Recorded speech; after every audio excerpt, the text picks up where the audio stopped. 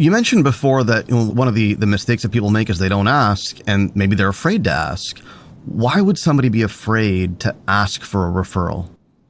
Most often, I think it's because of two reasons. The first reason would be people are afraid of rejection, and asking for a referral, if somebody declines to respond or says, "Oh, I can't think of anybody," there's an unfortunate tendency to take that as a reflection of our quality as a service provider, when the truth is they might just not know anybody who's a good match or who would make sense to work with us.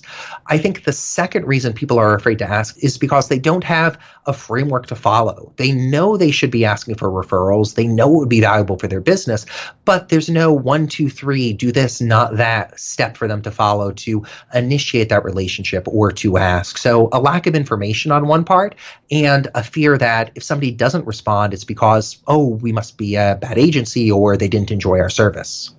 Yeah, so I can see the process being a really kind of powerful way to make this easier. When you have a process, you've got the scripts, it's all ready to go, then you don't have to think about it. You just fire it away and you identify when to do that. But the fear of rejection, that sounds more complicated to get over, right? How do you get over that fear?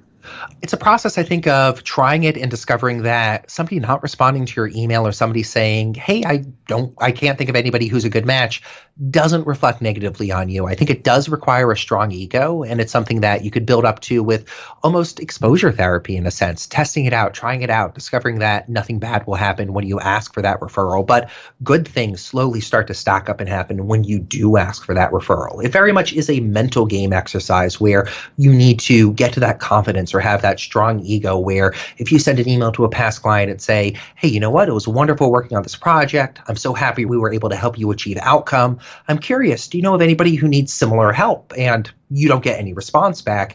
That doesn't mean they don't like you. That doesn't mean they didn't enjoy working with you.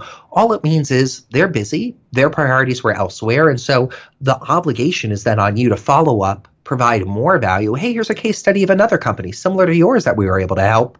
Do you know of anybody who need help in this way?" And seeing it more as a process of following up to build that relationship,